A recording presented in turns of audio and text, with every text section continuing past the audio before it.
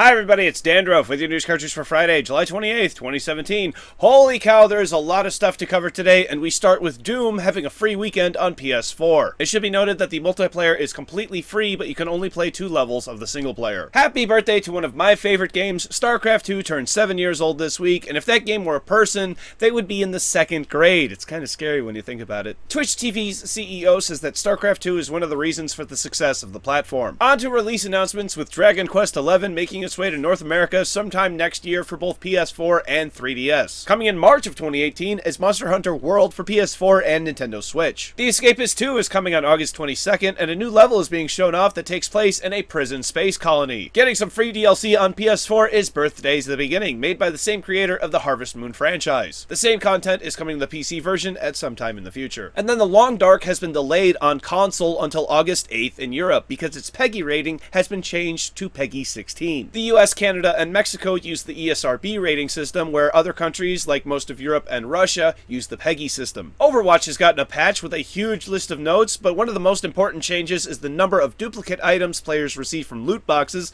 will be drastically reduced. If you want the full patch notes, please see the links in the description down below, along with links for sources for all of today's stories. Very soon, PS Plus in Europe is going to raise in price by $10 to now $60 across the continent, or £10 to $50 in the UK. This has come not much long after the price was raised here in the US to $60. On to some Pokemon Go news, which seems to be on my show a lot lately. At least 20 attendees of the Pokemon Go Fest have filed a class action lawsuit against Niantic. Although Niantic did refund the ticket costs to the fest, they did not cover travel expenses, and some people had come from all over the world. Now, I'm not a lawyer, and I have to say that so I don't get sued. This is just my opinion, but I would think this would be determined on whether or not Niantic advertised this as a worldwide event, and I think they did. I could be completely wrong, I don't know, but let me know who you think would win and why in the comment section down below. Regardless of how bad the Pokemon Go Fest was, it took in a record $5.8 million on Saturday, July 23rd alone. Truth be told, that if you stayed at home, you probably had a better time, and that would encourage you to spend more money. Moving on to some esports news, with the BBC going to be broadcasting Gfinity's Elite Series, which is a variety of esports, including Street Fighter V, Rocket League, and CSGO. And of course, this has some dinosaurs,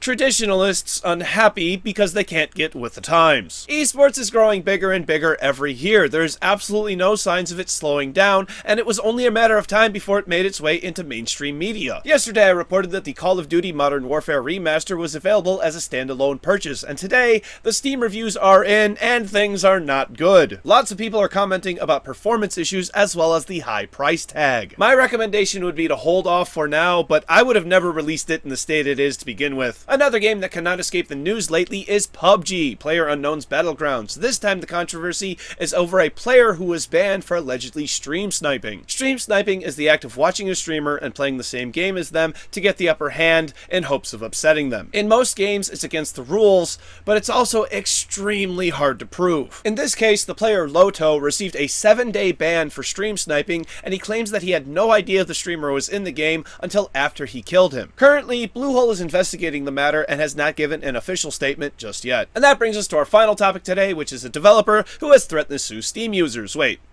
a minute.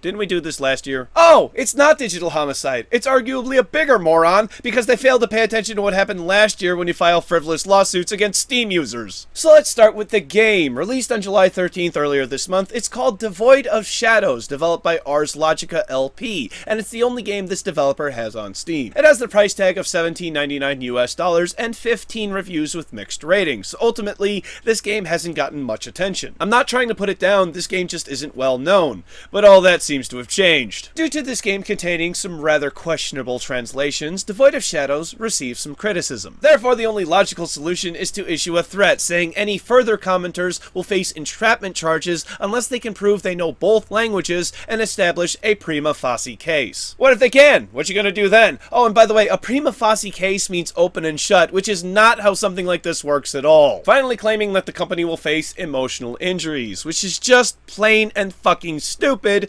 because you cannot emotionally damage a company. Criticism isn't damage, you stupid fucking twats. Oh, I'm sorry, I must have just physically hurt you. Thankfully, this went the only place it could have gone, with the developer issuing an apology for the behavior of their translator and are very upset by what happened. It would seem this is where this story ends, and rightfully so.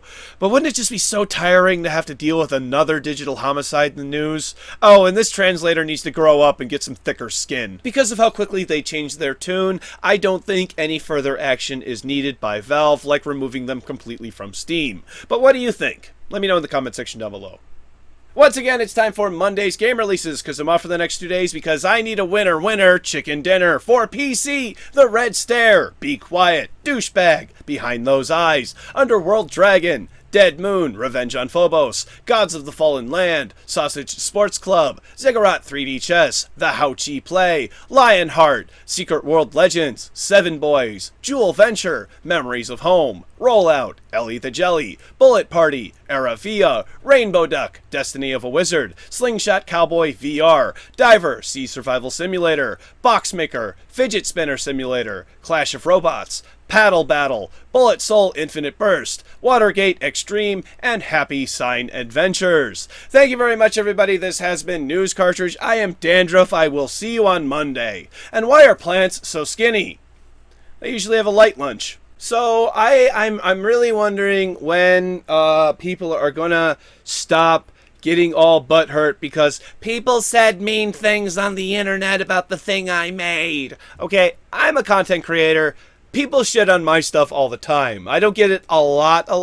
I get it sometimes. I get it at least 3 times a month, okay? At least 3 times a month, I get a comment that's like, this channel's shit, you're ugly, you've got a big nose, why are you called dandruff, blah, blah, blah.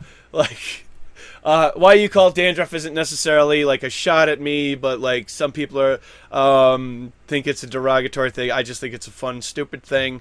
But like, I've been getting a lot of comments about the headphones lately. I wear headphones because Boogie2988 wears headphones, and he's my biggest inspiration. So, yeah. But anyway, when are people gonna just stop getting butthurt because as a content creator, I put something out on the internet, people didn't like it, so they said they didn't like it. Hell, even if they said you're stupid and you need to, you're stupid, none of that stuff, you know, you're stupid, you're phony, you're fake, this is a terrible game, you should stop doing game development, blah, blah, blah. Even if they said all of that, if they were just as mean as hell, they took personal insults, if they went, you know, for personal shots and stuff, that's all okay. You gotta realize, people on the internet are gonna do that. There's a lot of kids who are on the internet who I don't want to blame just kids in general. There's a lot of kids who just don't realize the things that they say have an effect, or what effect that they may have, so they just say whatever. So there's a lot of adults who do that too.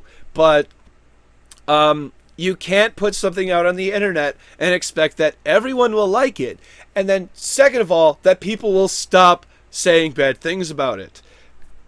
It's just not a thing. You can't sue people because they said bad things about it. If they say explicitly false things, if they say things that like, oh, I got this game and it literally gave my computer a virus. This game is a virus. Nobody get this game because it will infect your computer. It will delete everything, whatever. Even then, you have to defend you have to actually like prove that they meant this the way they meant it. It's really hard to prove defamation through just speaking, especially through comments on the internet from random nobodies. Sorry, but everybody's anonymous on the internet. Hell, even to me, to some degree. I have an anonymity if I wanted to. I gotta make a bunch of new accounts and stuff and whatnot. But if I wanted to, I could.